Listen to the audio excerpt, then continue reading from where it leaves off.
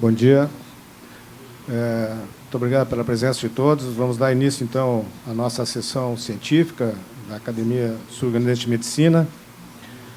Hoje nós teremos um tema central, que são os avanços na fronteira da medicina contemporânea. É uma sessão que foi idealizada no sentido de ampliar um pouco e diversificar um pouco, e não ficar apenas num tema central apenas. E, para tanto, nós convidamos três colegas que são experts nesses assuntos, né, e que certamente trarão informações muito procedentes para a nossa academia e para todos nós que viemos aqui para fazer esse congressamento científico e de amizade. E esse congressamento de amizade foi muito bom hoje, porque nós tivemos um tempo muito grande hoje para que pudéssemos conversar e, certamente, ampliou e aumentou os nossos laços de afeto e amizade. Bom, eu gostaria de convidar inicialmente o acadêmico Antônio Calil para falar sobre manejo dos tumores hepáticos.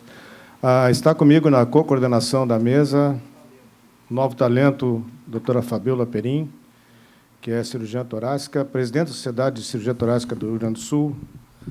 Tenho uma relação muito especial com a Fabíola, porque, se vocês não sabem, a Fabíola veio ao mundo pelas mãos do meu pai, em Tramandaí. Então, já é uma relação de muito tempo, né, Fabíola? O que me deixa muito contente de estar com ela ao meu lado aqui hoje para poder coordenar essa sessão na Academia Sul-Grandense de Medicina. Então, imaginem o quanto isso é valoroso para nós dois, lá de Tramandaí. Doutor Antônio Calil.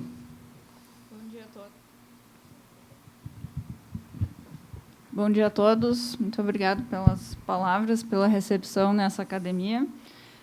Dr. Antônio Calil, diretor médico de ensino e de pesquisa da Santa Casa de Porto Alegre, chefe do Serviço de Cirurgia Digestiva da Santa Casa, professor titular da Universidade Federal de Ciências da Saúde de Porto Alegre e membro titular da Academia Sul-Grandense de Medicina. Bem, bom dia a todos. É um prazer enorme estar com uma plateia. Acho que eu nunca falei para uma plateia tão qualificada como essa, né? Então, realmente é um grande dia para mim estar falando sobre um tema que nós gostamos muito e que realmente tem apresentado um crescimento grande em termos de alternativas terapêuticas.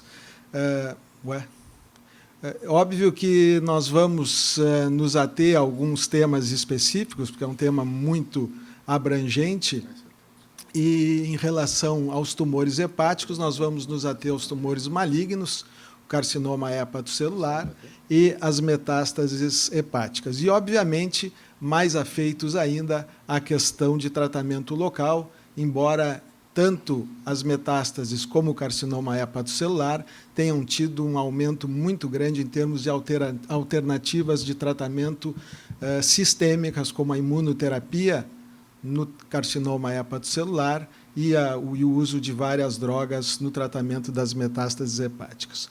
O carcinoma hepatocelular, como todos sabem, ele ocorre basicamente em pacientes com neoplasias, corresponde a 90% de todas as neoplasias primárias do fígado e ocorre praticamente só em fígados cirróticos. Vou pegar aqui, senão não enxergo direito. Vamos virar aqui. E dos pacientes que apresentam hepatopatia pelo vírus C, pelo menos um terço, ao redor de 30% deles, vão apresentar carcinoma hepatocelular. Agora, vejam que a gente está falando de uma doença que tem uma forma de apresentação, muitas vezes, completamente distinta. Aqui nós temos duas peças de ressecção.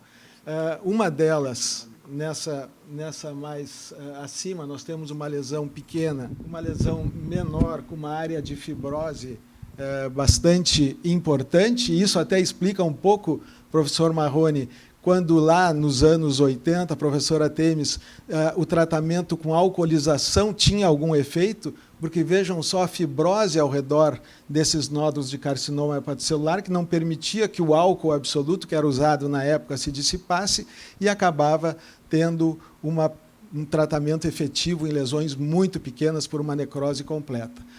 Outra forma de apresentação são essas lesões capsulares, mas com tumor sobre tumor. e vejam que lesões, às vezes, do mesmo tamanho, podem apresentar características totalmente distintas, como nesse caso, vejo uma lesão de carcinoma hepatocelular, mas com uma apresentação multicêntrica, com nódulos satélites e até um trombo tumoral. Para quem é da área, se fala sempre sobre o BCLC, que é uma classificação proposta pelos espanhóis, e que eu não vou entrar em detalhes aqui com vocês, mas só para mostrar que existem vários tipos de terapia para diferentes estágios tumorais, que vão desde a ablação até o transplante hepático em algumas situações específicas. Talvez aquela que mais tenha se desenvolvido nos últimos tempos é o tratamento local. No caso, a ablação percutânea. E essa ablação percutânea tem várias formas de ser realizada. A mais comum é a ablação por radiofrequência, através de troca de energia, provocando uma necrose completa da lesão. Hoje se usa muito a ablação por micro-ondas. Existe também a crioablação, através de baixas temperaturas, mas que hoje em dia se usa muito pouco, especialmente para tumores hepáticos, pelo risco de complicações, especialmente as complicações biliares. Eu trouxe para vocês uma situação de uma ablação percutânea. Vocês vejam aqui a agulha no centro da lesão e aquela parte branca, vejam ali que houve uma pequena explosão dentro da tumor, é uma ablação por micro-ondas numa lesão muito alta no fígado, realizada através de um procedimento mínimo, de um procedimento percutâneo. E esse é o aspecto final. Vejam uma lesão que era hipoecogênica, totalmente hiperecogênica, por necrose dessa lesão pela ablação. Nós temos a possibilidade de ressecção, que é baseada, também não vou entrar em muito detalhe, mas é na doença subjacente, na função hepática, pressão portal. A gente sabe que pacientes com hipertensão portal importante não são candidatos à cirurgia eletiva, e a volumetria é uma outra situação importante de nós realizarmos antes da cirurgia, para que nós possamos saber o que realmente vai restar de tecido hepático. Isso é suficiente para a vida normal, ou se não tem um risco elevado de insuficiência hepática no pós-operatório. Esse é um aspecto de intraoperatório, de um fígado cirrótico, em que é possível realizar a ressecção. Nós também hoje dispomos de possibilidades de cirurgia minimamente invasiva, dispondo de toda a condição da cirurgia aberta. Vejam aqui um ultrassom laparoscópico utilizado no mesmo momento da cirurgia, e hoje nós fazemos esse procedimento, seja por via laparoscópica ou por via robótica. Claro que quando nós falamos em hepatocarcinoma, nós temos as ablações, nós temos as ressecções hepáticas abertas ou laparoscópicas, mas não podemos esquecer do transplante de fígado, que é uma opção em termos de tratamento do nódulo e tratamento da lesão, da doença de base. No início, havia uma diferença muito grande entre transplante e ressecção em termos de sobrevida a longo prazo. Atualmente, são mais próximas essas curvas, mas o que nós observamos quando nós comparamos a ressecção com o transplante? Embora a sobrevida seja equiparável da ressecção com o transplante ele tem a vantagem de tratar a doença de base e tem menores taxas de recidiva. O grande problema são os órgãos que nós temos disponíveis e o tempo em fila de espera, que acaba necessitando, muitas vezes, da realização de procedimentos percutâneos que nós falamos antes. Então, se essa sobrevida pode até ser semelhante, nós temos um problema em relação à recidiva, porque às vezes nós ressecamos e esse paciente acaba tendo uma recorrência. Quando tem a recorrência, e aí nós podemos pensar no transplante, vejam que essas curvas aí se diferem bastante do transplante de princípio para o transplante como terapia de resgate. E apenas, ainda como um problema, é que apenas 30% dos pacientes que acabam ressecando, quando recorrem, têm chance de irem a transplante. Vejam só, nós hoje, no Brasil, ainda utilizamos um trabalho de 1996, que são os critérios de Milão, como indicação de transplante hepático em pacientes com cirrose que é baseado nesses critérios, nódulo único até 5 centímetros e até 3 nódulos com 3 centímetros, e que permitem uma sobrevida espetacular, com uma recorrência muito baixa. Só que esse trabalho é de 96, de lá para cá nós avançamos muito e existem inúmeros outros possibilidades de indicação para que a gente possa expandir esse número de pacientes com carcinoma hepatocelular que vão a transplante. Isso no Brasil ainda não é verdade. Hoje existe uma discussão para que se possa elevar, passar um pouco além desses critérios de Milão, mas vocês vejam que a literatura refere inúmeros critérios. Nós gostamos muito desses critérios que envolvem a alfa-fetoproteína muito elevada, com níveis de recorrência e sobrevida muito semelhantes ao dos critérios de Milão. Então, certamente, nós necessitamos, no Brasil, de uma mudança nesses critérios.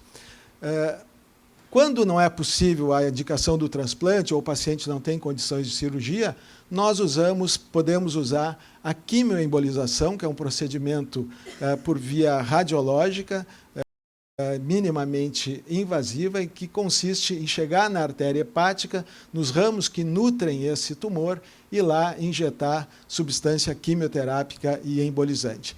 Vejam, esse foi um dos nossos casos que a gente acabou levando para um congresso, porque nós utilizamos a quimioembolização. Vejam aqui o diagnóstico, que é muito fácil de ser feito por via radiológica, o washout rápido, né? A professora Temes, que nos faz o diagnóstico de certeza, é uma das poucas doenças em que nós podemos indicar transplante sem a necessidade de biópsia.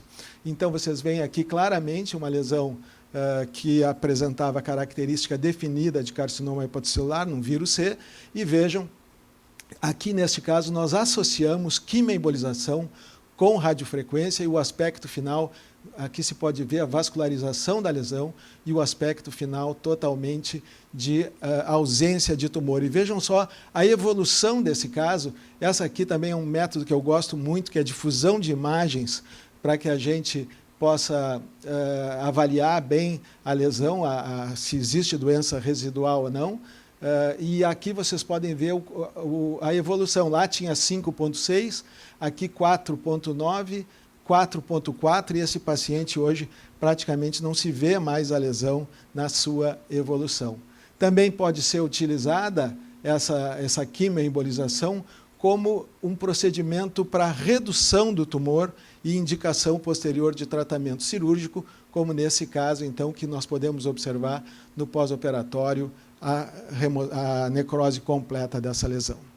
Uma outra situação, e aí sim a que nós mais avançamos, talvez, nos últimos anos, é o tratamento das lesões metastáticas do fígado, uma doença extremamente comum quando vinda do câncer de intestino grosso, especialmente no nosso estado, né?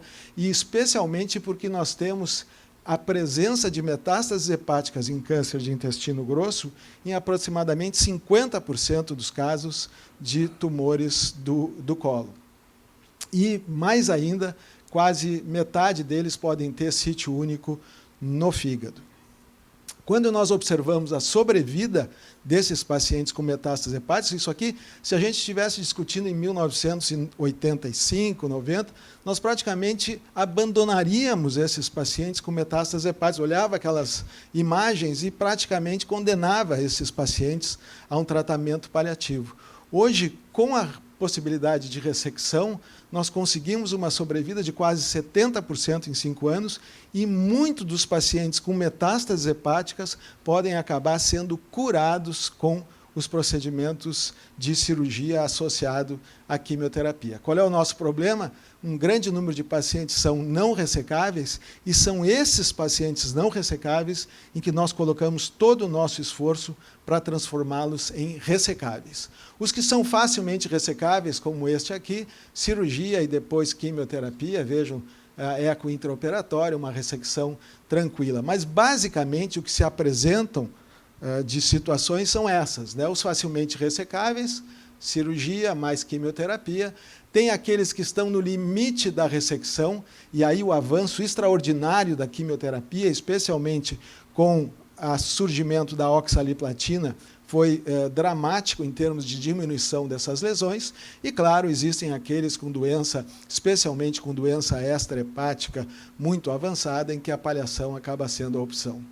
Como técnicas para aumentar a ressecabilidade, nós temos aquelas que diminuem o tamanho do tumor, diminuem o volume tumoral, que aí é a quimioterapia sistêmica, mas nós temos estratégias, sob o ponto de vista técnico, que podem fazer com que a gente aumente o tamanho do fígado, permitindo ressecar múltiplas lesões. Às vezes a gente resseca 10, 15, 20 lesões, desde que se consiga fígado suficiente no pós-operatório. Essas são as técnicas que eu vou falar rapidamente para vocês. A embolização portal, com a deprivação venosa, obstrução de ramos portais e de veia hepática, a possibilidade de hepatectomia em 2 tempos, ALPS, que eu vou explicar um pouquinho, e o transplante. Mas vejam os resultados extraordinários da quimioterapia atuais. Vejam aqui uma lesão gigantesca no lobo esquerdo, com o uso da quimioterapia, a redução, ou múltiplas lesões com diminuição importante, outras situações. Tanto que hoje nós temos um capítulo nas metástases hepáticas que são as missing metástases, ou seja, às vezes nós temos a quimioterapia funciona de maneira tão efetiva que as lesões desaparecem, e hoje em dia existe muita discussão sobre o que fazer com essas ressecções que desaparecem, porque muitas delas não têm uma regressão patológica completa, apesar de terem uma regressão radiológica completa. Mas vejam só essa redução com possibilidade de cirurgia depois de terem lesões extremamente altas. As outras situações são muito associadas à regeneração hepática, e, obviamente, nós não podemos esquecer da lenda do Prometeu e da águia que ia lá e comia o seu fígado e no outro dia já estava regenerado, e é um pouco isso que a gente acaba fazendo na tentativa de aumentar o volume do fígado que vai permanecer. Então, nós temos situações em que a gente chama de hepatectomia em 2 tempos, em que é o paciente que tem múltiplas lesões, então nós ressecamos o lugar que tenha menos lesões e fazemos a oclusão do local onde tem muitas lesões. O que isso faz normalmente? Depois dessa ligadura da veia porta, o lado esquerdo aumenta de tamanho significativo. E aqui vocês podem ver, o paciente tinha múltiplas lesões, e vejam aqui já na evolução como o fígado esquerdo cresceu quando comparado com o início daquela situação de lesões com maior volume no lobo direito. Esse é o procedimento que é feito. Foram ressecadas as lesões do lobo esquerdo, um fígado bem diferente daquele fígado cirrótico que nós mostramos inicialmente. Então, se resseca essas lesões e se liga e se coloca álcool absoluto na veia hepática direita, e aí se vai, então, para a avaliação para o segundo tempo. Vejam que aí o lobo esquerdo já tem quase 1/3 quando comparado com o volume total inicial, e aí então nós podemos realizar a hepatectomia direita, que remove um número grande de lesões no fígado. Uma técnica que surgiu por acaso é a chamada ALPS, que é a associação da ligadura da veia porta com a bipartição do fígado, fazendo uma ressecção em 2 tempos, mas muito rápida, em 1 semana. Como é que foi descoberta uma técnica muito nova? Foi de 2012, o cirurgião alemão estava fazendo a cirurgia e achou que ia fazer uma hepatectomia direita, foi andando, ligou a veia porta, já tinha ligado a veia porta, o tumor à direita já estava lá, e no meio da cirurgia ele acreditou que não ia ter fígado suficiente para o paciente ter um pós-operatório sem ter insuficiência hepática. E aí fechou o paciente. No período pós-operatório imediato, ele resolveu 1 semana depois, o paciente estava bem, e ele resolveu o que será que aconteceu. E fez uma tomografia no 6º dia, e o fígado que ele tinha seccionado e que estava ainda com vascularização tinha crescido de uma forma espetacular num período de 6 dias. Então, aí ele criou essa técnica, que é o ALPS, que é a associação da ligadura da veia porta com a partição do fígado, e a cirurgia num segundo tempo. É claro que aí começaram a surgir muitas críticas, comparando que essa cirurgia era muito complicada, com um índice de complicações pós-operatórias tão grande, que era mais difícil do que o Aníbal, quando tentou cruzar os Alpes lá em 200 a.C. Então, tem muita crítica em relação a essa cirurgia. Nosso modo de ver é uma situação para ser utilizada em situações muito específicas, mas aqui vocês veem um caso de um paciente que tinha feito uma embolização no pós-operatório, mas tinha aumentado só 34%. Aí nós resolvemos fazer essa técnica, vejam aqui a ligadura da veia, e mais a partição do fígado, e depois, no 7º dia, já tinha, lembram que tinha 300 e poucos centímetros cúbicos, aqui com mais de 500 centímetros cúbicos. Claro que são todas opções, já estou quase encerrando, professor Darcy.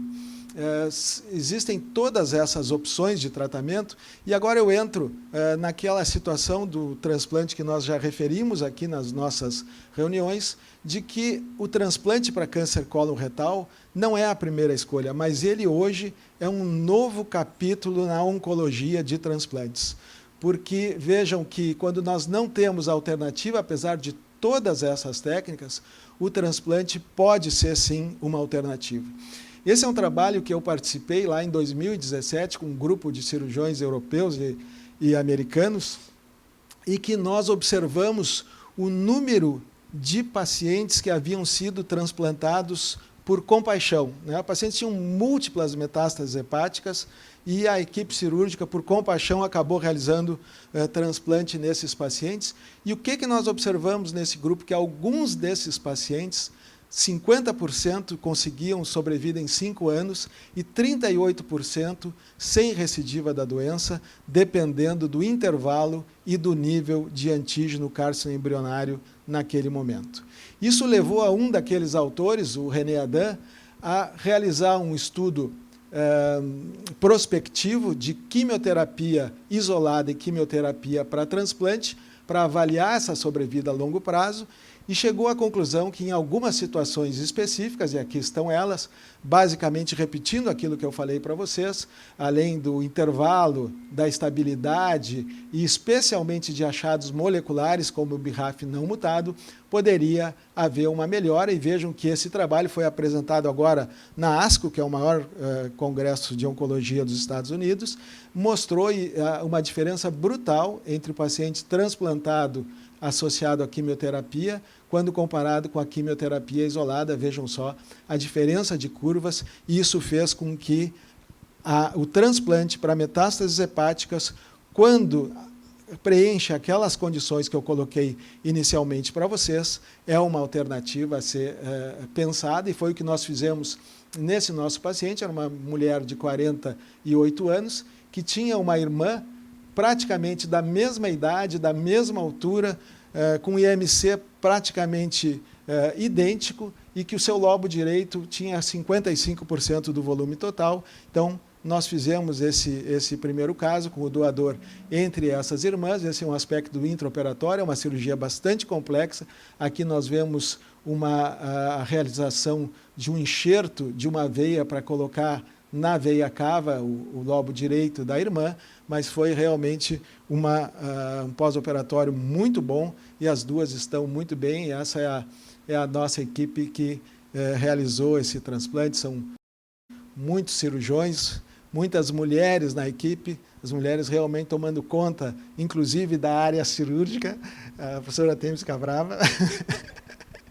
Mas realmente o transplante veio como mais uma alternativa, porque nos pacientes com metástases hepáticas, nós sabemos que o que nós precisamos é dar chance para esses pacientes, para que eles fiquem totalmente sem doença, e essa é a forma de nós termos pacientes com mais tempo de vida e com possibilidade, inclusive, de cura, dizendo que a gente não pode nunca desistir desses pacientes com metástases hepáticas. Obrigado.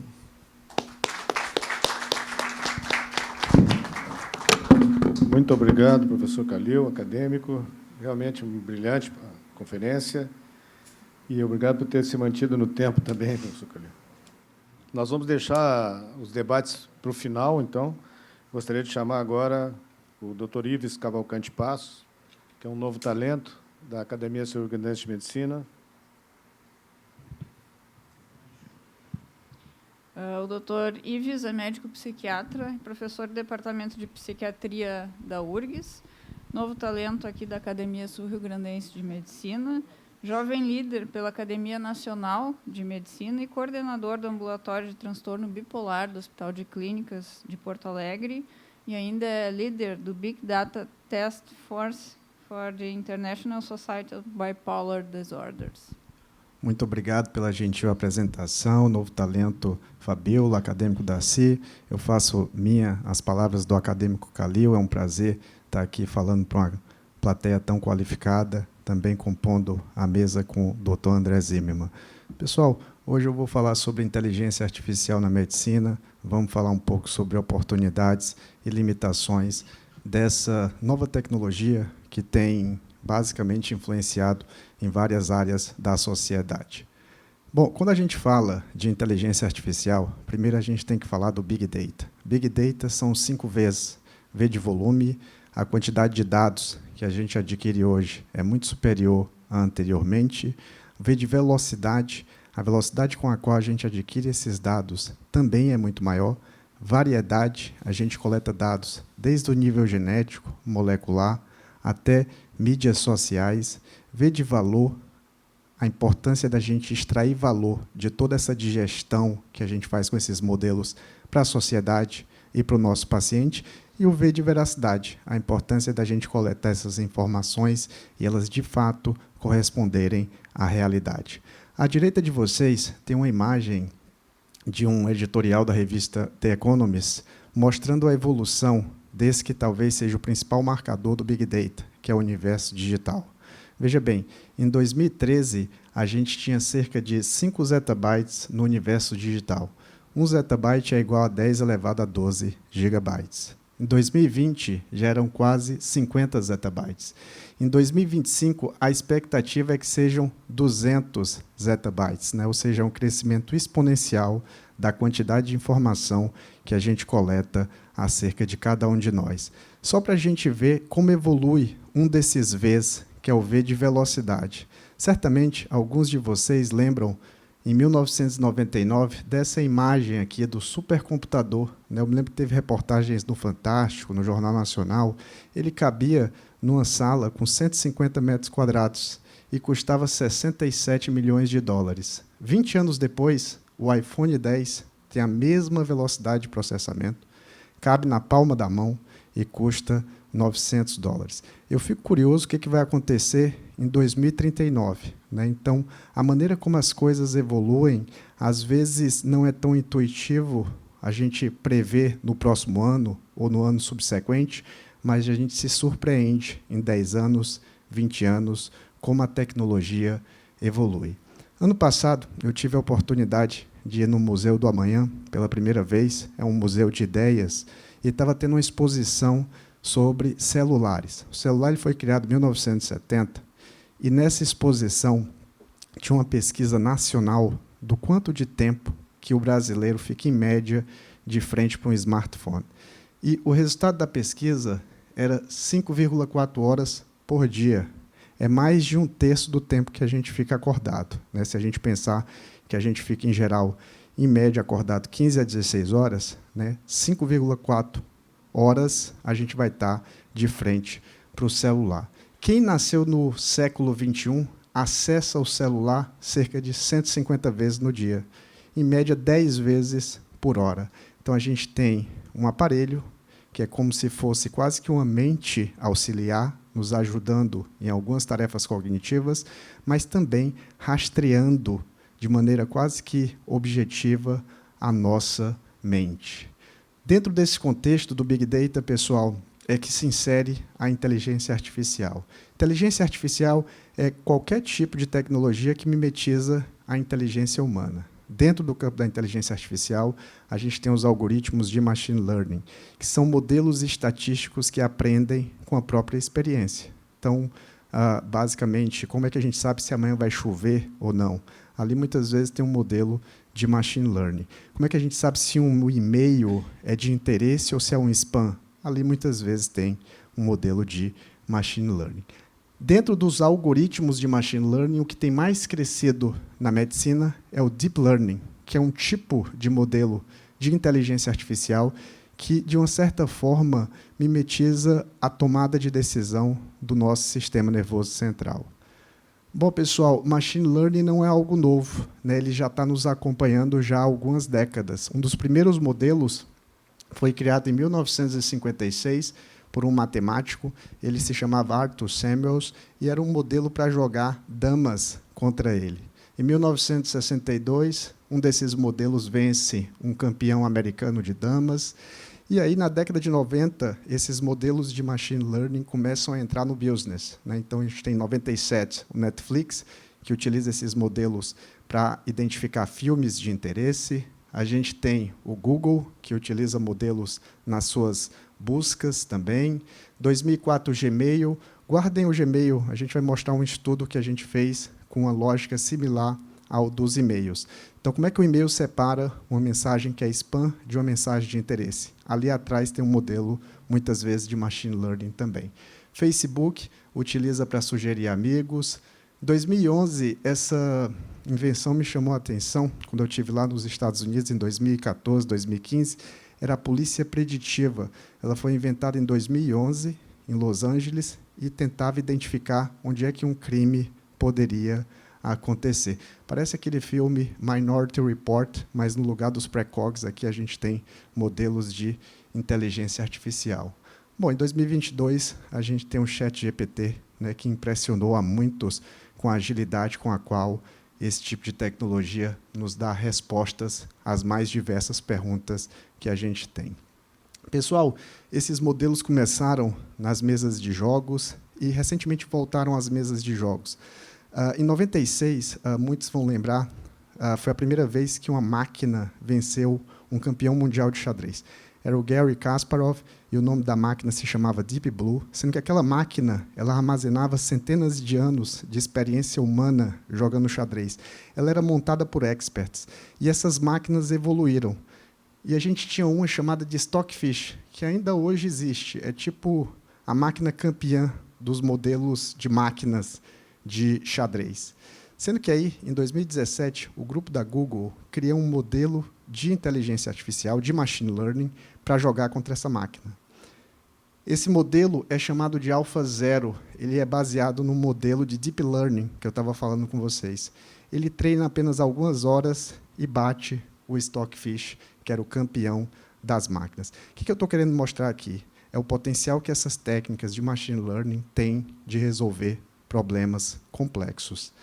O que chamou mais atenção, na verdade, foi em 2017. Alguns talvez tenham assistido esse documentário chamado de AlphaGo. O Go é um outro jogo de tabuleiro. Dizem que é o jogo mais complexo de tabuleiro pela quantidade de possibilidades a cada jogada.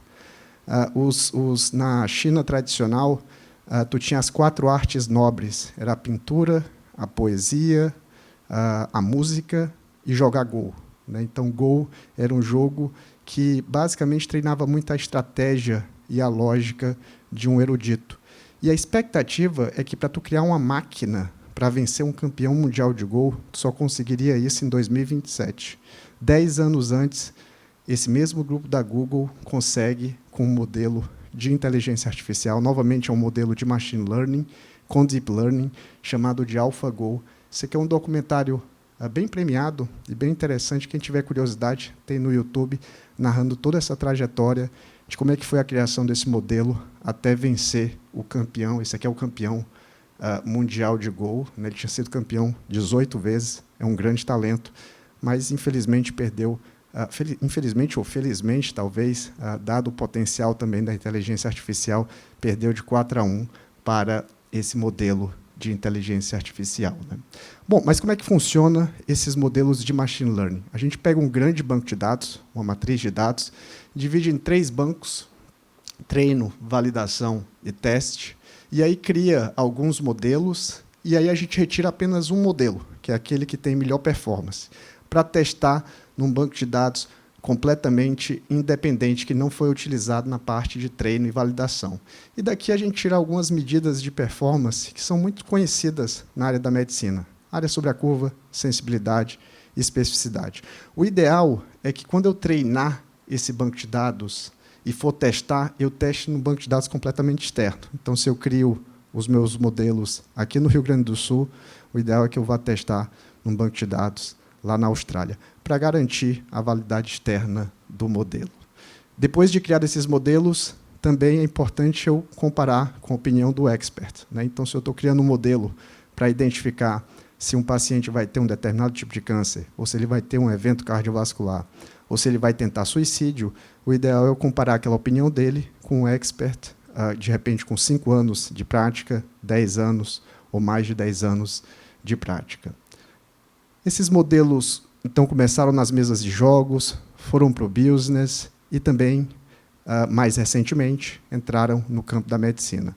Talvez o estudo seminal, né, que marca, digamos assim, o pouso na Lua dos modelos da inteligência artificial na medicina é esse, novamente, do grupo da Google, que identifica retinopatia diabética, né, uma das principais causas de déficit da acuidade visual, e o modelo teve uma ótima área sobre a curva aqui em 2 coortes, enfim, essas duas aqui com área sobre a curva de cerca de 0,99 na identificação da retinopatia diabética.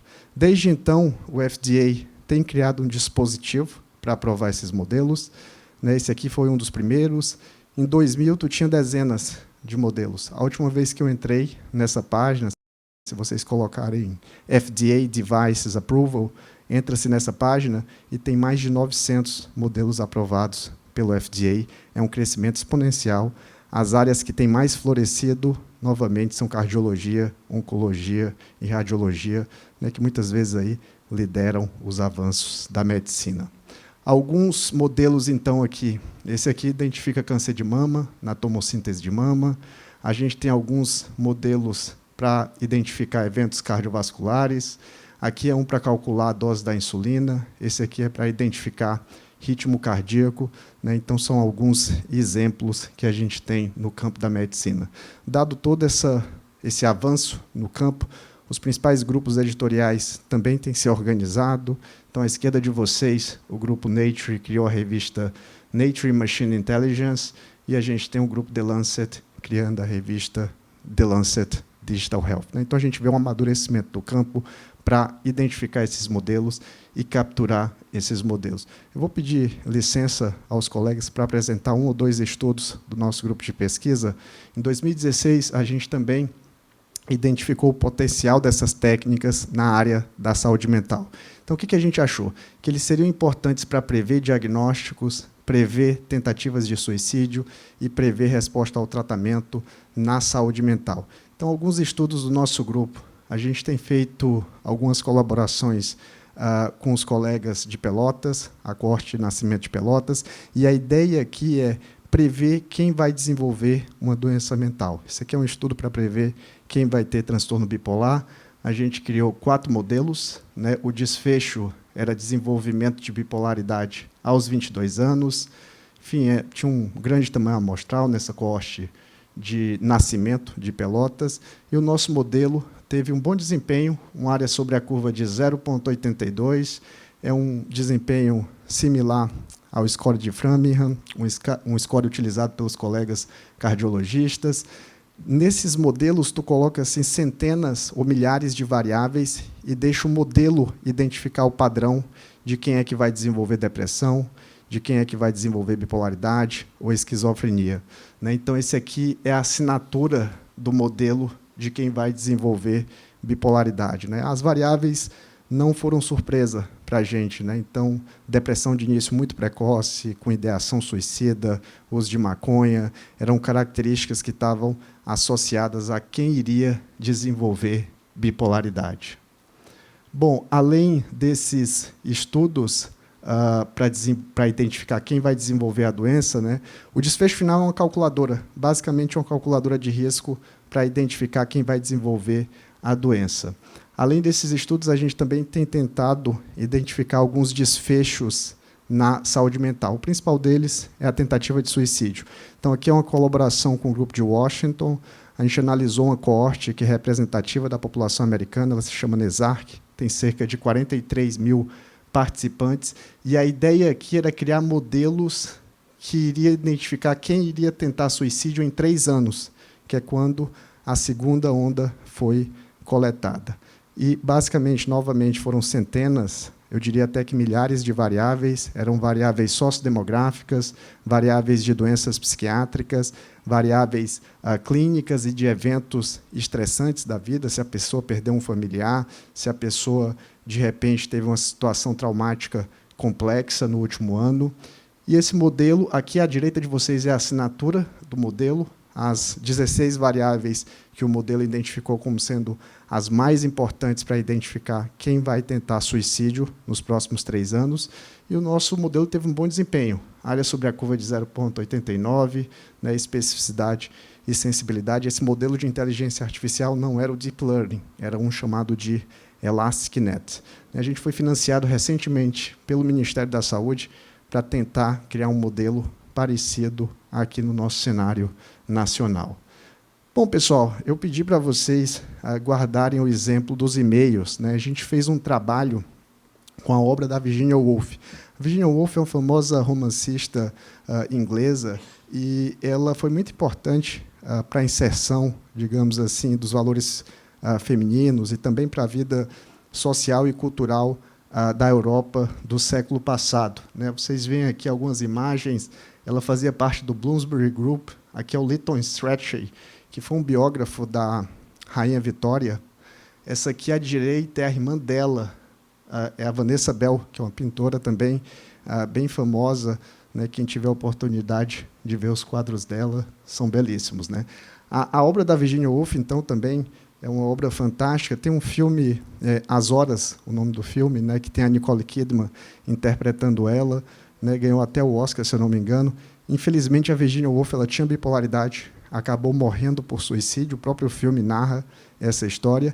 E a gente entrou em contato com os familiares dela para pegar as cartas e os diários dela. Ela tinha uma vida... ela não era produtiva só nos livros. Ela escrevia frequentemente. Eram diários assim... volumosos. E a gente pegou esse material e a ideia aqui foi tentar identificar um padrão de escrita que se associasse ao comportamento suicida, né? Então, a gente usou um modelo de inteligência artificial, né, de mineração de texto, e criamos nuvens de palavras e também um modelo para prever quando ela iria tentar suicídio.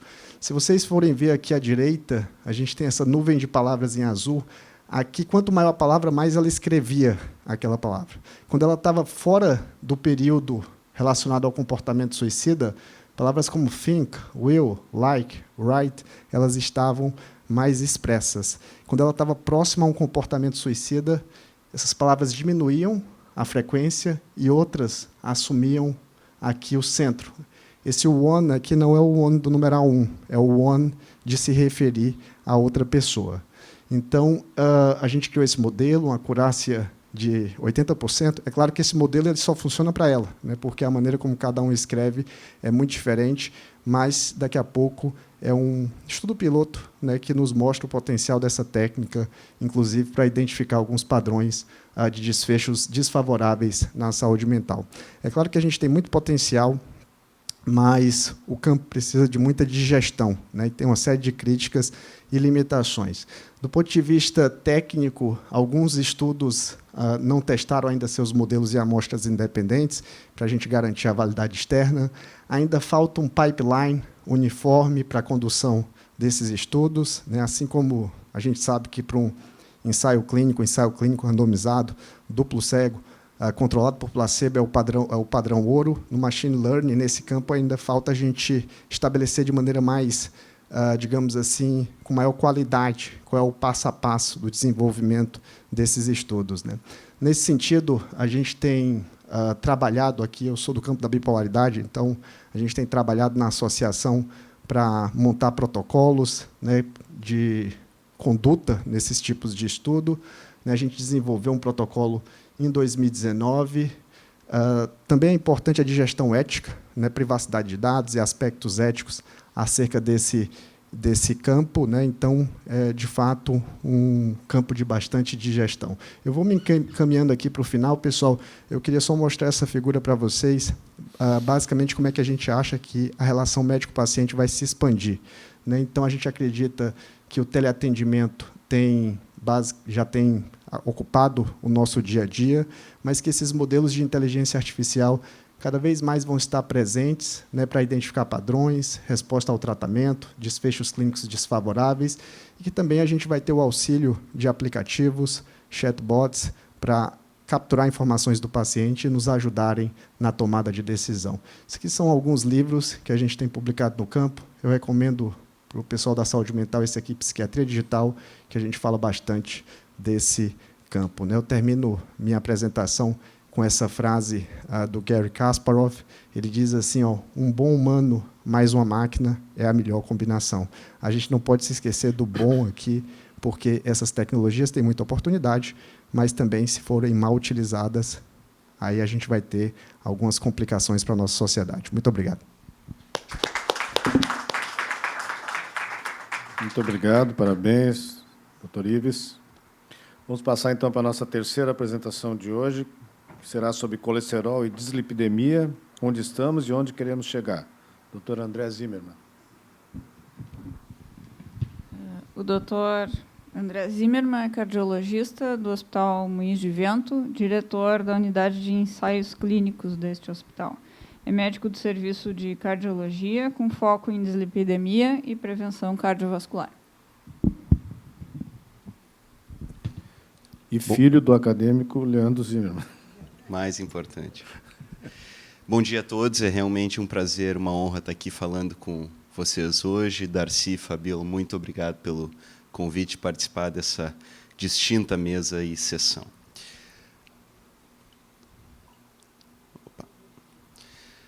Bom, e hoje nós vamos falar sobre colesterol e dislipidemia, onde estamos e onde queremos chegar.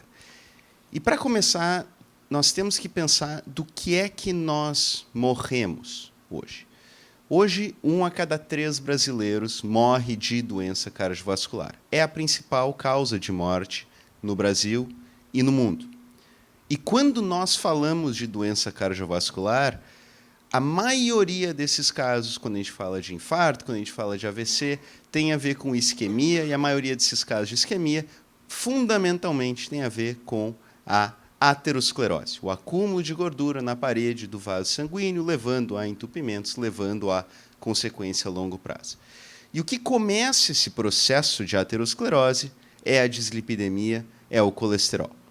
Então, não por acaso, todo mundo aqui já fez esse exame, conhece os seus números, já viu seu LDL, seu colesterol total, seu HDL, seus triglicerídeos. E são exames que nós pedimos para os nossos pacientes o tempo inteiro, pela importância que eles têm. Mas, recentemente, nós temos visto uma série de novas evidências e a forma com que nós enxergamos esse perfil lipídico tem mudado rapidamente. E é sobre isso que nós vamos falar hoje, sobre como interpretar esse painel lipídico, falar um pouco sobre LDL, HDL e triglicerídeos, agora em 2024 e no futuro. Então, começando com o LDL colesterol, principal fator aterogênico. E começar com uma pergunta, poderia ser simples, mas o que seria o normal nesse caso? Então, se nós pegarmos uma série de populações, aqui no eixo X, o colesterol médio total, então populações de caçadores e coletores, níveis em torno de 100, 130. Populações de primatas, populações de outros mamíferos, todos nessa linha, em torno de 100, 100 e pouco. E aí compara isso com o homem ocidental moderno. Um nível muito, muito maior, seja por conta da dieta, do sedentarismo, do estilo de vida, nosso nível muito acima de todas essas outras populações. Mas é claro que só falar em níveis de colesterol é insuficiente. O que realmente importa para nós, como médicos, é se eu pegar esse nível que parece elevado e trouxer de volta para algo mais, entre aspas, fisiológico, que muitos argumentam ser em torno de 50, 70 ou talvez até menos, se a gente realmente consegue diminuir o risco cardiovascular. E a resposta aqui já está super estabelecida. A gente já sabe disso há mais de 30 anos, começando no estudo 4S, década de 90, redução de LDL, reduzindo desfechos cardiovasculares e mortalidade, mostrando que um LDL alto é ruim Depois, estudos mostrando que um LDL médio, em torno de 130, 150, que é o que nós mais vemos nos nossos consultórios hoje, também não é bom. Menor é melhor, menor ainda parece melhor ainda, e mais recentemente estudos com associações de medicações, baixando o LDL até 30 e reduzindo eventos cardiovasculares. Então, mostrando que realmente nós temos um excesso na população e, quando nós reduzimos, isso tende a reduzir eventos. E não por acaso as diretrizes foram seguindo esses estudos. O alvo de LDL em pacientes de alto risco, na década de 80, nós mirávamos em deixar abaixo de 130 de LDL. Isso passou para abaixo de 100, abaixo de 70, abaixo de 55, e hoje em dia, em pacientes de alto risco, já se recomenda deixar abaixo de 40 para prevenir progressão da doença aterosclerótica, prevenir infarto, prevenir AVC e morte cardiovascular. Então, a pergunta que surge é, realmente, quanto mais baixo, melhor? Tem algum limite inferior para esse LDL? Nós podemos olhar para isso do ponto de vista de eficácia e do ponto de vista de segurança. Do ponto de vista de eficácia para a redução de eventos cardiovasculares, realmente não parece ter um limite inferior, pelo menos não que nós tenhamos conseguido detectar até o momento. Aqui no eixo X, o LDL obtido, no eixo Y, o risco de eventos cardiovasculares parece reduzido de uma forma monotônica. A pergunta que vem, então, é, mas é seguro? Tem algum risco maior de reduzir tanto assim o LDL? O que a maior parte das pessoas falam é em problemas cognitivos, porque tem colesterol nas células no cérebro. Até hoje nós tínhamos as grandes evidências de curto prazo, estudos reduzindo muito o LDL, tiveram no máximo 2 anos de duração, e recentemente, lá em Boston, nós fizemos um estudo com um segmento de mais de 7 anos, pacientes usando inibidores PCSK9, com uma mediana de LDL de 30, que nós vimos aqui, no eixo X o tempo, no eixo Y uma escala cognitiva, nenhum desfecho cognitivo adverso a longo prazo, o que é compatível com as observações que nós já sabíamos, que o cérebro produz seu próprio colesterol, todas as células do nosso corpo produzem seu próprio colesterol, o colesterol do sangue é uma pequena parte do colesterol total e que não deveria dar algum efeito adverso cognitivo, e realmente, agora, confirmados esses dados ainda não estão publicados. Agora, por mais que reduzir drasticamente o LDL não tem efeitos colaterais relevantes, as medicações usadas para isso podem ter. A mais comum delas sendo a estatina, o efeito adverso mais frequente sendo a dor muscular. Mas tem muito aqui de percepção e muito aqui de realidade. E o que esses autores aqui fizeram, de uma forma super elegante, foi pegar pacientes que se diziam intolerantes à estatina e dar uma estatina. E como era de se esperar, os pacientes foram de não tomar nada para tomar a estatina e aumentaram seus sintomas musculares. Mas, de uma forma esperta, eles fizeram a mesma coisa e deram placebo.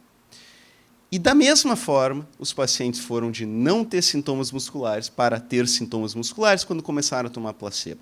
Isso vai ao encontro de uma série de estudos que nós vemos que a cada 10 pessoas que têm dor muscular associada ao uso de estatina, 9 não são atribuíveis a estatinas. São dores que a pessoa já teria de outra forma e que ela acaba descontando naquela estatina. Então, realmente existe a dor muscular, mas é muito menos frequente do que nós achávamos.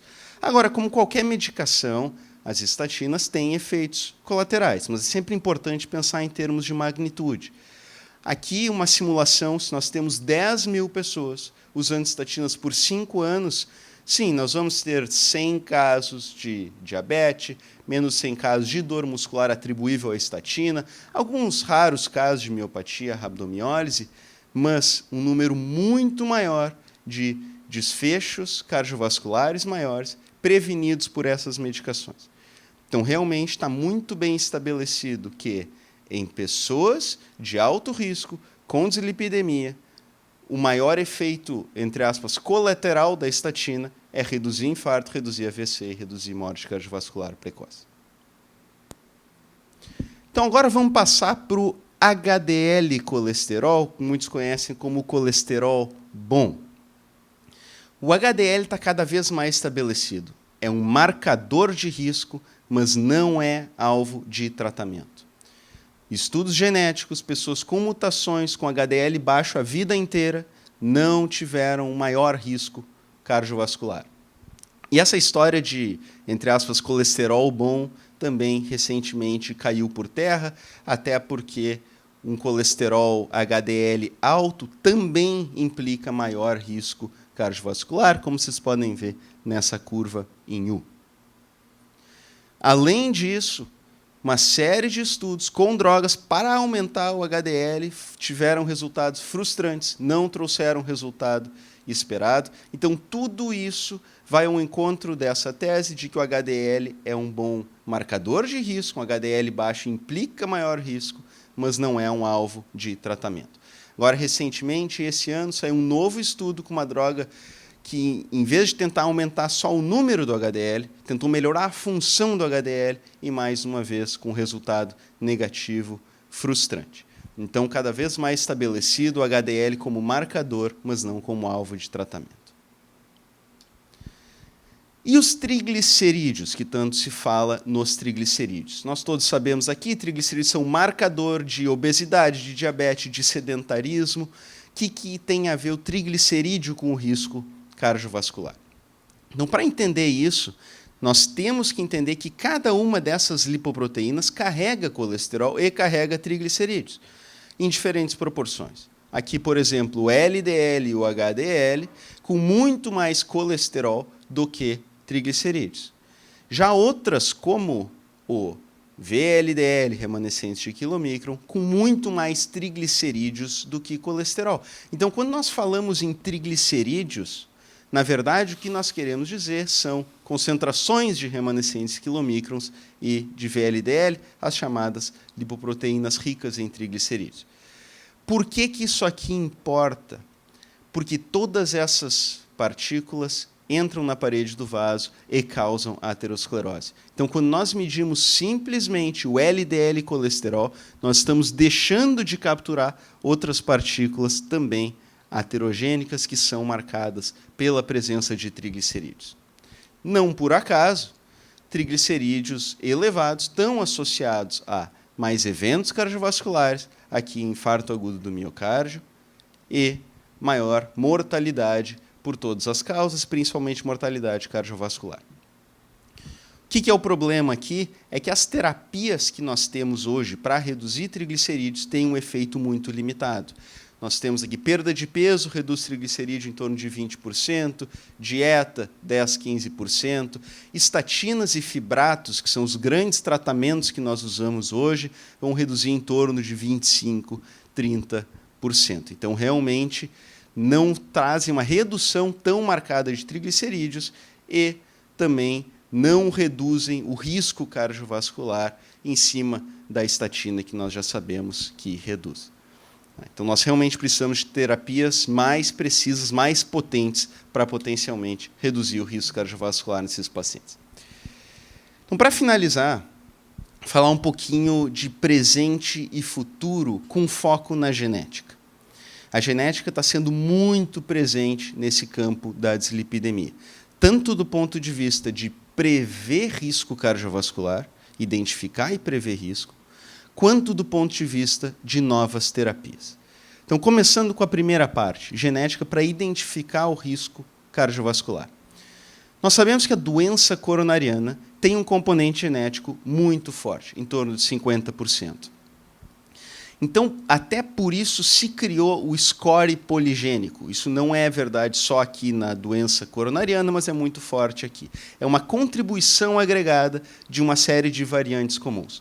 Cada um de nós recebe milhões de variantes genéticas que, de uma forma muito pequena, aumentam o risco ou diminuem o nosso risco. Se por acaso, por azar, um de nós recebe várias variantes, fica nessa ponta do alto risco, Outro de nós pode receber várias variantes boas, está nessa ponta aqui do baixo risco. Mas é uma forma de agregar a nossa genética e apontar o que seria o nosso risco genético. Uma métrica quantitativa que indica a suscetibilidade à doença. E, ao contrário de uma série de outros exames, esse aqui nós temos que fazer uma vez e pode ser feito a partir do dia do nosso nascimento. E realmente prediz risco cardiovascular. Esse aqui é um estudo que nós conduzimos em Boston, mostrando que pessoas de alto risco genético têm um risco cardiovascular 2 vezes maior do que pessoas de baixo risco genético. E aqui a nossa definição de alto risco não foi os top 1%, aqui foi os 20% maiores, ou seja, 1 a cada 5 pessoas, mostrando a importância disso como fator de risco e até como um marcador de maior eficácia terapêutica em alguns estudos. Então, agora partindo para a segunda parte dos tratamentos baseados em genética, a maior parte desses são tratamentos baseados em RNA. Nós temos que lembrar que, para o DNA fazer uma proteína, ele precisa de um mensageiro. Ele está mandando uma cartinha para a proteína e ser formada. E esse mensageiro é o RNA mensageiro. Então, essas novas terapias tentam bloquear justamente a tradução da mensagem feita pelo DNA lá atrás em proteína e impedir a síntese dessa proteína. Então, isso aqui começou alguns anos atrás, parecia ficção científica, e hoje já é realidade no campo da dislipidemia. Então, aqui alguns exemplos. Esse aqui é um exemplo de uma terapia para reduzir triglicerídeos, de uma pesquisa que nós conduzimos. E lembra que eu falei que os fibratos, as estatinas reduziam triglicerídeos em torno de 20% a 30%. Aqui nós mostramos uma terapia que reduziu triglicerídeos em 61%, com promessa, agora sim, de reduzir risco cardiovascular. Isso está sendo testado no estudo que vai sair ano que vem. Então, mostrando que as terapias são mais precisas e mais potentes. Além disso, outro efeito muito atrativo dessas terapias baseadas em RNA é um efeito mais prolongado. Aqui um exemplo do Inclisiran, um remédio feito para reduzir LDL. Nós vemos que reduziu o LDL em torno de 50%, mas o que eu chamo a atenção é que aqui as injeções são a cada 6 meses. Então, só 2 injeções por ano, com um efeito super prolongado e potente. Qual é o passo seguinte? Então, voltando ainda mais nessa figura, o que existe terapias baseadas no DNA? Será que seria possível alterar o DNA? Para aí sim, com uma intervenção única, fazer um tratamento para o resto da vida? E a resposta é sim, isso já está se tornando uma realidade, com a edição genética.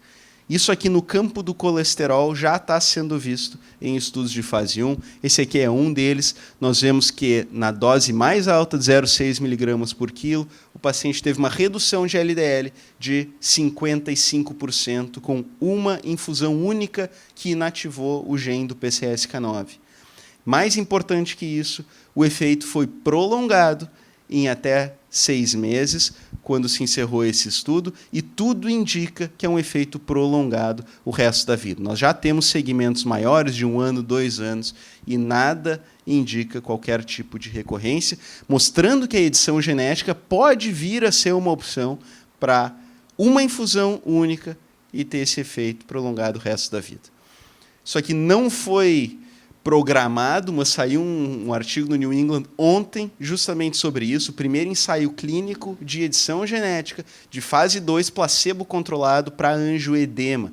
E o autor do editorial conclui, é só uma questão de tempo até nós vermos tratamentos de edição genética tendo um efeito transformador no tratamento de pacientes com a broad spectrum of diseases, uma ampla gama de doenças, inicialmente essas doenças mais raras, como angioedema, hemofilia e fibrose cística, e cada vez mais para as doenças comuns.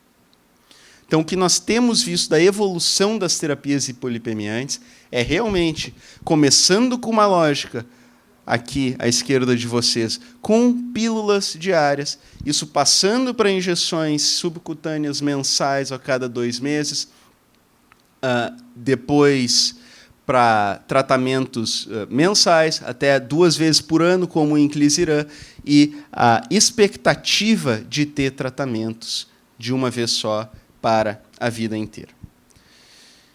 Eu vou concluir dizendo que, sem as dislipidemias, a aterosclerose provavelmente seria uma doença rara. Sem o aumento de colesterol, o acúmulo de partículas aterogênicas na parede do vaso, a aterosclerose, que é a principal causa de morte no Brasil e no mundo, provavelmente seria uma doença rara. Hoje nós já temos a capacidade diagnóstica e terapêutica de detectar, prevenir e tratar precocemente esses casos, e essa é a nossa grande meta para os próximos anos na dislipidemia. Muito obrigado pela atenção de todos. Muito obrigado, André. Parabéns pela conferência. Eu queria chamar os nossos panelistas para compor a mesa aqui, por favor. Doutor acadêmico Antônio Calil, novo talento, doutor Ives.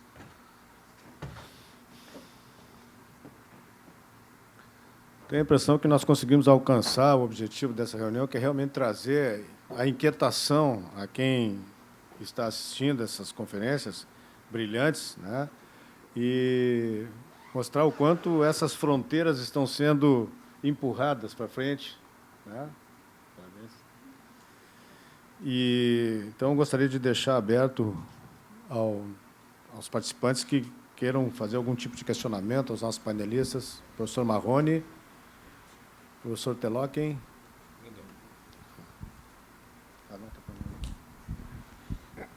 Eu queria parabenizar aos 3 conferencistas pela excelência das palestras. Mesmo tendo interesse particular na última, o meu interesse específico é na primeira, variando para a segunda depois da inteligência artificial. Mas em relação ao carcinoma hepatocelular, eu queria parabenizar o Calil pela sua exposição e as novidades que eles nos traz, que são muito importantes do ponto de vista terapêutico. Ele que é um cirurgião renomado, de alta qualidade e que tem uma experiência muito grande no tratamento dos carcinomas hepatocelulares. Nós, digamos, agora não, mas até recentemente, fazíamos parte de um grupo de transplante de fígado de adultos, que atualmente tem quase 2.000 casos transplantados, dos quais, sem dúvida nenhuma, cerca de 600, talvez, sejam de carcinoma hepatocelular, que é uma experiência, então, muito grande nesse aspecto. E que, do ponto de vista prático, eu sou um clínico, nós dizemos assim, bom, se tem um carcinoma hepatocelular, tu tem que escolher entre transplantar ou operar. E nós sempre dizíamos, tem que transplantar. Por quê? Porque transplantando, tu tiras o fígado ruim e tiras o tumor. Não transplantando, tu só tiras o tumor e deixa o fígado ruim, que pode ter um novo tumor e pode descompensar. Mas, sem dúvida nenhuma, com os tratamentos precoces que têm sido preconizados, esse paciente pode viver com um fígado ruim um tempo relativamente longo, que às vezes é parecido com o tempo que ele vai ter de sobrevida com o transplante. Na nossa experiência, com o transplante de fígado por carcinoma, ele tem uma sobrevida de 5 anos em torno de 70%, que é boa, muito boa. Bem, mas eu queria enfatizar um aspecto que é aquele que eu sempre disse e continuo dizendo. O carcinoma hepatocelular são muitos. Esse é o aspecto fundamental. Por quê? Porque nós temos, se nós enfileirarmos centenas de carcinomas, a evolução de cada um é completamente diferente, porque cada um tem a sua assinatura genética. E essa assinatura genética é que muitas vezes vai determinar a evolução e o prognóstico. às vezes independentemente do que nós façamos. E nós podemos ter pacientes que têm um carcinoma e seguimos por anos e anos e anos, e ele fica paradinho. E tem outro que está ali, em 3 meses ele explode. Então, eu acho que, chegando à assinatura genética, como aconteceu com o colesterol, como está acontecendo com outras doenças, é que nós vamos ter a possibilidade, digamos, além da cirurgia, de ter tratamentos mais eficazes. Quer comentar, professor Calil? Totalmente.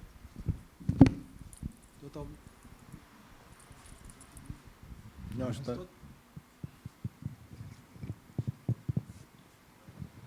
Não, totalmente de acordo, professor Maia. Inclusive, foi o objetivo de mostrar aquelas peças macroscópicas, para mostrar que realmente nós temos uma doença completamente distinta, muitas vezes, e algumas vezes, até essa semana eu discuti um paciente que involuiu o carcinoma hepatocelular, paciente que ficou, por questão do SUS, aguardando o tratamento, e quando ele chegou, a lesão estava menor. Então, realmente, sem dúvida, o seu comentário é perfeito. E tem um outro dado agora, que são a entrada dos imunoterápicos. Nós vemos hoje pacientes que têm lesões muito extensas, com trombose tumoral, e que regride, inclusive, essa trombose tumoral, e são outros pacientes que talvez a gente possa pensar também em tratamento mais com intenção curativa, como transplante, etc. Acadêmico Telóquem. Eu queria agradecer muito aos 3 colegas, porque foi uma atualização. Eu tenho até um pouco de vergonha, eu trato de médicos também, sou urologista, e não vou usar mais a semântica de o HDL bom. Tá? Agora, tem clínicos que eu trato, desgraçadamente, eles nunca me disseram isso, né? Agora, parabéns, André. Agora, a pergunta que eu queria fazer para o doutor psiquiatra, primeiro, o teu sotaque é muito interessante, tu já, né? É engraçado. Nós vamos apresentar ao Comitê de Ética em Pesquisa, um dos melhores da América do Sul, talvez seja o melhor, um estudo que a gente foi convidado com um urologista muito bom da Austrália e outras pessoas, e nós fomos no mês passado para o ESHRE, lá na Europa, e não sei se a gente vai poder entrar no trabalho, que é a perspectiva, através da inteligência, de quem vai ser infértil. O nosso problema aqui, no Rio Grande do Sul, é que nós temos, para quem usa drogas, né, que é fentanilo e cocaína. A nossa maconha, a gente já teve experiência com a Polícia Federal, tivemos que suspender um estudo, porque, ao invés de ter 90%, da marijuana, tinha 5% e o resto era fezes de cavalo. Então, nós tivemos que devolver o que a gente ganhou do CNPq e tivemos que cancelar. Então, nós vamos submeter a perspectiva das pessoas que vão ser inférteis para esse CEP, que é muito organizado, foi criado dentro de uma estrutura copiada de Dallas, não é? E que funciona há muito tempo, das pessoas que usam drogas e a chance deles serem homens inférteis, não é? Então, a gente propôs para Amsterdã, no lugar do fentanilo, porque olha o levantamento que a gente fez. Quem é que usa fentanil aqui no Rio Grande do Sul? Qual é a profissão deles? Fala mais alto, está gravando? Anestesiologistas, médicos? Muito obrigado. Eu não queria dizer isso, mas já que o psiquiatra está falando... Então, nós vamos pedir um pouco de pressa, isso eu estou falando, né, vai sair na ata, estou falando com o Dr. Calil, para ver se o CEP nos ajuda um pouquinho mais rápido, porque nós queremos colocar nesse grupo outras coisas, outras drogas que são mais comuns aqui. Então, era isso. Olha, eu aprendi muito hoje, Parabéns.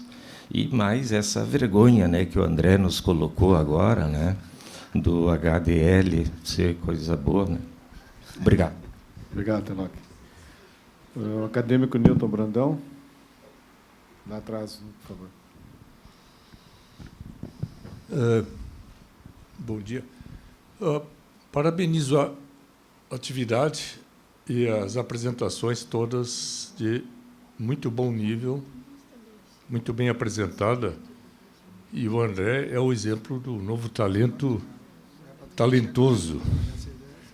Parabéns. A pergunta para o Dr. Passos, assim, a questão da inteligência artificial realmente é o tema do momento. Eu procurei até conhecer um pouco mais sobre isso, de um simpósio que reunia diferentes pensadores, não só na área médica, mas de uma maneira geral. E queria colocar duas coisas. Eu vejo que o Dr. Passos gosta dessa ideia da inteligência artificial, e eu vejo que ela veio para ficar. Por exemplo, nos Estados Unidos, machine learning é quase o tema diário de qualquer atividade implantada lá. Aqui é um pouco menos. Mas eu queria dar um pequeno exemplo. Por exemplo, quando chega hoje numa sala de aula, a aula teórica não existe mais. Quando eu pego um grupo de alunos para fazer uma atividade teórica, não a prática na beira do leito, tu começa dizendo, vão apagar o celular, eles já te olham com cara fechada, agorizada. Aí eles fecham o celular. Aí eu procuro fazer atividade teórica da seguinte maneira, eu ponho uma pergunta um tema clínico, qual é a opinião de você sobre tal tema? E aí começo a incentivar o que você pensa, a maneira inglesa de ensinar é essa. Essa maneira inglesa eu fui aprender lá em Oxford e vi que o sistema inglês de ensino é assim. Qual é a sua opinião? E deixo eles bem excitados, porque eles vão ser chamados para dar uma opinião. Aí eu reúno 4 ou 5 opiniões deles e eu tenho as minhas escritinhas e eu procuro comparar uma com a outra. Mas a questão que eu queria colocar não é essa. É que depois de 20 minutos, essa turma do celular já não presta mais atenção. Impressionante, 20 minutos numa reunião de discussão teórica, não, aí tu não consegue mais manter a turma. Esse é o primeiro aspecto. A segunda coisa sobre o chat GPT, que eu não gosto particularmente, não uso e não incentivo, é a questão ética. Quer dizer, a resposta que ele te dá, rápida e pronta, não tem o compromisso ético sobre o que ele está dizendo. Você usa como você quiser usar. E o Noam Chomsky, que é um crítico americano, acho que vocês conhecem ele, sobre o modelo econômico americano, mete o pau na inteligência artificial no seguinte sentido. Ele diz que o ChatGPT é o exemplo típico da banalidade do mal da Hannah Arendt. Quer dizer, eu faço o que me mando fazer e eu não tenho compromisso com isso. Qual é a questão? A questão é que o aluno, esse que já não presta atenção, que vive com o celular, que tem uma resposta rápida, e que vai ser um seguidor de algoritmo, ele perde a capacidade crítica, o aluno. Esse médico ele vai mal na carreira dele depois. Por quê? Perde o espírito crítico. Eu estou fazendo um comentário assim, sobre o que eu penso. E fica difícil para um aluno entender e tentar explicar que um paciente, ou seja, 2 pacientes com a mesma doença não são iguais. Vocês sabem disso. 2 pacientes com a mesma doença não são iguais. Tem coisas que diferenciam um do outro. E se eu perder essa minha capacidade, eu, como médico, eu estou perdido. Então, o meu comentário é esse. É a questão ética de usar... Isso veio para ficar. Nós não vamos mudar esse mundo. Com as respostas, e o segundo, a implicação disso sobre o ensino médico e sobre o desenvolvimento do médico que querendo aprender medicina. É um comentário só, mas eu vi que você gosta de inteligência artificial. Doutor Ives, comente, por favor.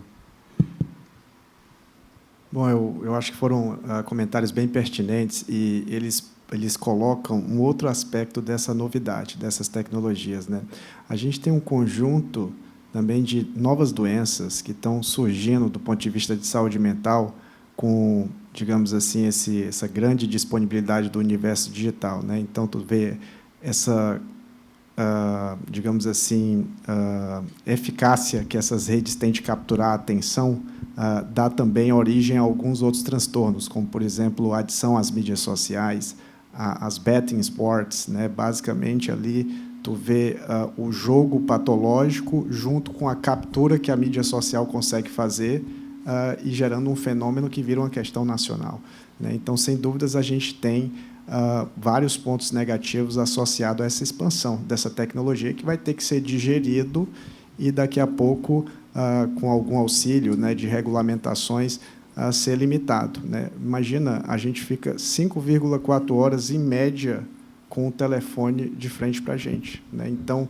a gente tem que trabalhar e digerir como sociedade no sentido de que isso venha de um ponto de vista benéfico e não maléfico, né? Tu tem adição à rede social, tu tem adição a jogo patológico, né, esses jogos online, tu tem uma série de outros transtornos que vêm surgindo e que a gente já vê no dia a dia, na prática de quem é psiquiatra, né?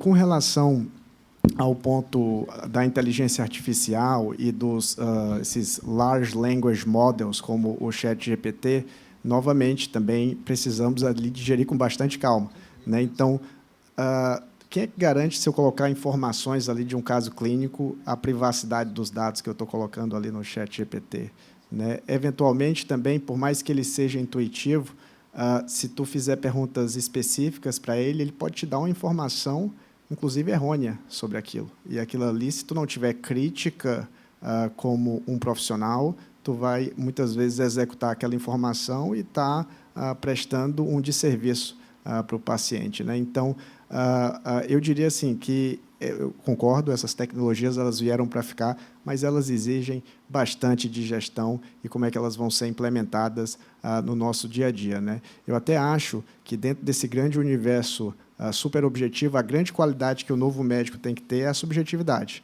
né? Conseguir se conectar bem com o paciente, estar bem preparado tecnicamente, até para ter crítica quando um modelo te dá uma opinião ou outra, um algoritmo te dá uma opinião ou outra. Mas é similar quando a gente teve a imagem chegando na medicina, né?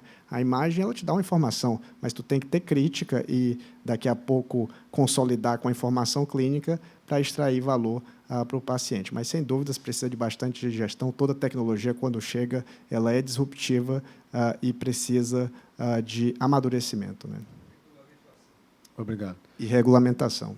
Doutor Roberto Giuliani.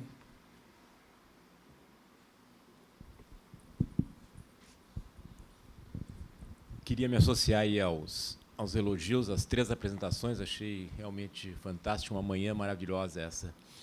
E um comentário pequeno aqui sobre a questão do que o André colocou do score poligênico, que é realmente um ponto assim, bem importante, né?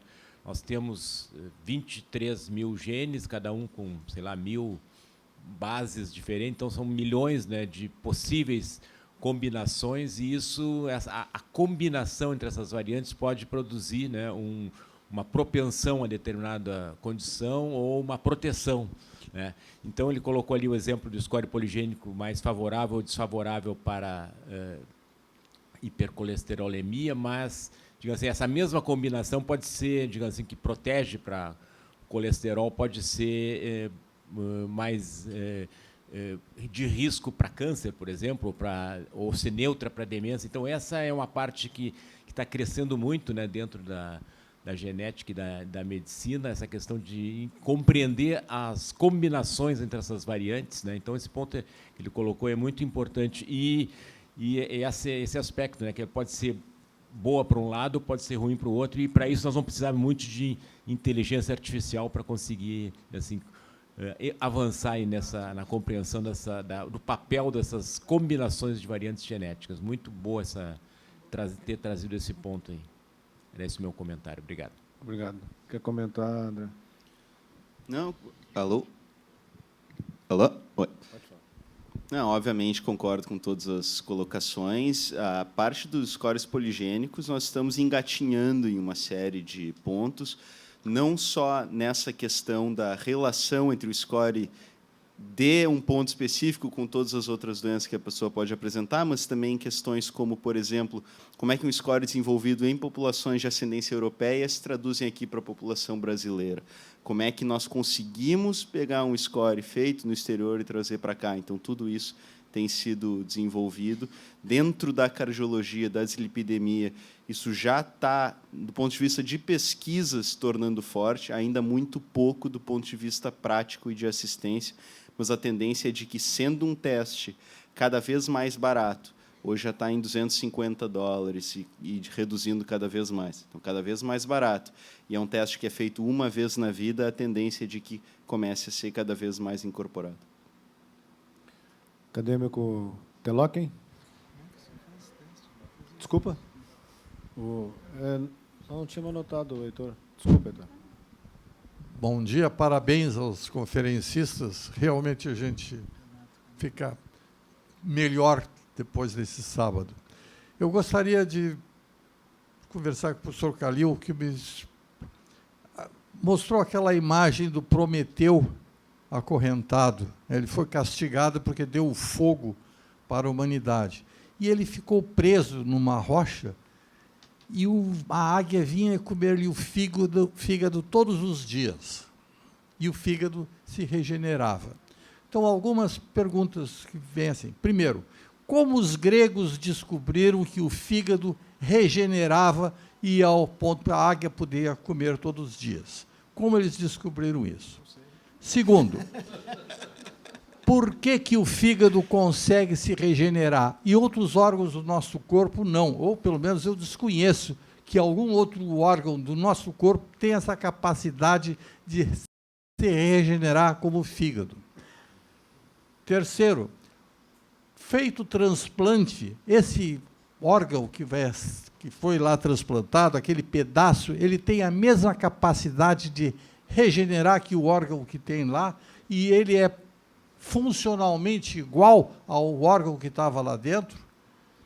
Ele tem as mesmas, vamos dizer assim, tem a mesma capacidade bioquímica de produzir o que deve produzir o fígado, né? Ele tem aquilo. E pode ser sujeito ou não às, vamos dizer assim, às doenças daquele fígado que lá estava. Quer dizer, um órgão novo de uma pessoa sadia é colocado dentro de um órgão de uma pessoa doente. Ele vai ficar doente também, ou ele não tem, ou ele vamos dizer assim, ele é protegido normalmente.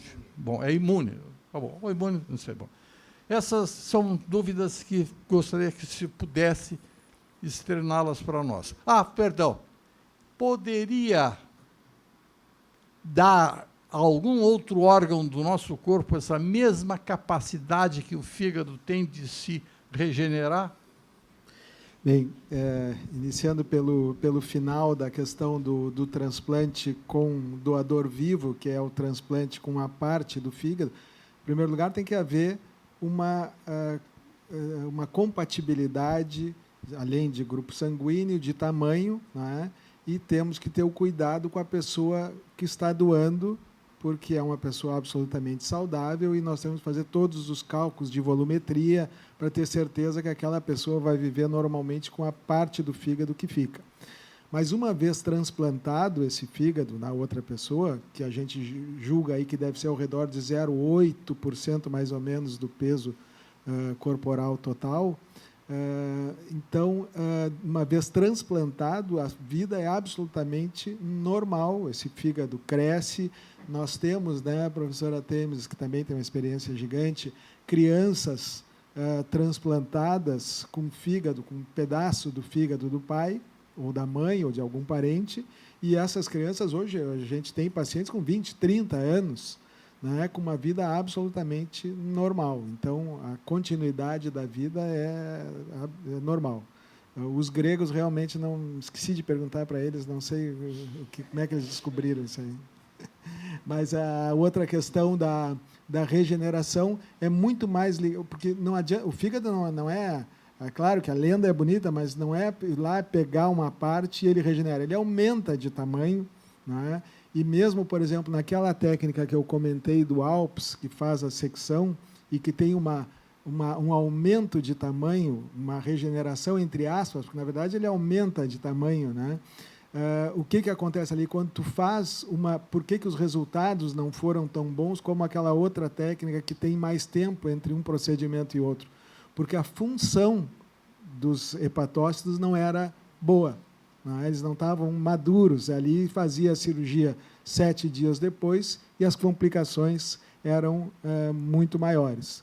Então, tem que se ter esse cuidado em termos de acompanhamento quando se faz esses procedimentos para aumentar o fígado. Na verdade, é o volume do fígado com a função dessas células que permitem uma melhora em termos de qualidade de vida e de tempo de vida para eles. Eu só queria fazer um comentário sobre o que o professor falou, eu concordo com o senhor, mas não está acontecendo só na medicina. Eu parei de dar aula de ética e medicina legal no direito da PUC, porque não vale a pena. 30 minutos de aula, eles vão embora, né? Então, é assim que está acontecendo na medicina. Agora, por que eu sou a favor disso? Porque, por exemplo, a São Francisco está numa ebulição, eles estão usando isso, porque a infertilidade masculina, e está acontecendo no Brasil também, nos 20 anos, 50% dos homens não conseguem ser pai. E as coisas podem ser evitadas. E uma delas, a mais comum, é a droga, né? E agora o fentanil é campeão. E o que a Holanda fez agora? Vocês não conseguem mais, quem gosta de comprar uma droga no centro de Amsterdã. Não tem mais, eu fiz isso no mês passado. Não é? Eles estão diminuindo e fecharam aquelas coisas de prostituição, porque... veja, por exemplo, eu tenho um familiar que é médico na Austrália, o governo põe... A gente sai do aeroporto, tem uma faixa. Senhores casais, o governo vai pagar 8 meses disso e tenham seus filhos, formem suas famílias. Mas por que não estão tendo mais prole? Os homens, 50% são inférteis e pode evitar drogas, álcool, não é? E obesidade, sedentarismo. Então, há um desespero agora para que a fertilidade masculina, e nós temos que pegar esses dados para mostrar. O paciente não aceita quando diz, vem cá, rapaz, para com essa porcaria da cocaína. Ah, mas eu parei. Daí digo, bom, vai ali e urina nesse vidro, né? Daí eu vou com as 3 fitinhas e ponho as 3 fitas. Digo, tu fez 480 quilômetros, médico, e vem aqui consultar e mente para mim, né? Então, tu não vem mais aqui. Primeiro que tu não paga a consulta, né? Tá bom. Renato Calil, por favor, acadêmico. Obrigado, parabéns pela organização do programa e por estar nos brindando uma manhã tão rica. Parabéns aos palestrantes todos. Eu tenho um pedido de esclarecimento para o André, né? Assim, existem estudos populacionais, e foi motivo de uma polêmica regional na nossa imprensa leiga, estudos populacionais que associam o baixo LDL com maior mortalidade por todas as causas. E isso vai em contrário aos estudos bons e consistentes, estudos na cardiologia, que mostram baixo LDL relacionado a baixa mortalidade cardiovascular. E isso gera uma polêmica na população que não entende bem do assunto. Podia nos esclarecer isso aí? Perfeito. E é muito importante nós falarmos, quando a gente fala de colesterol, aterosclerose, tem a questão científica e tem a questão de comunicação e como é que a gente fala com os nossos pacientes e com a sociedade. E, muitas vezes, nós, na classe médica, a gente peca nessa segunda parte. Então, esse pedido é super importante. O que acontece é que, frequentemente, essas doenças, como câncer, como desnutrição, acabam levando a uma redução de colesterol, acabam consumindo colesterol. Então, se nós formos ver na população pessoas com LDL naturalmente, sem usar estatina, sem usar outras medicações, então, pessoas com LDL de 20, de 30, ou são pessoas com mutações genéticas raras, ou, na maior parte, são pessoas com outras doenças, pessoas com doenças que vocês todos aqui estão super habituados a tratar, com neoplasias, com desnutrição, com outras doenças que estão consumindo esse colesterol. Então, por conta disso, pessoas, muitas vezes leigos, pegam o dado, como nesse caso do colega urologista que publicou na Zero Hora, e diz, pessoas com LDL muito baixo têm mais infecções, têm mais câncer. Sim, mas é uma causalidade reversa, são essas doenças que consomem o LDL, não o contrário. Então, é super importante esse nosso trabalho de educar, de esclarecer, de mostrar que a forma de realmente resolver essa questão é fazendo uma intervenção, pegando uma pessoa com LDL de 100, dando um remédio, baixando para 30, vendo que não aumenta a infecção, não aumenta câncer. Tem um aumento de diabetes, sim, muito pequeno, mais ou menos para cada caso de diabetes, a gente vai ter 5 a 10 eventos cardiovasculares prevenidos, mas tem um aumento de diabetes. Então, é importante a gente ter esses dados sólidos para poder passar esse recado para as pessoas e mostrar que essa preocupação pela associação vista do ponto de vista populacional não se confirma quando a gente realmente faz estudos bem conduzidos.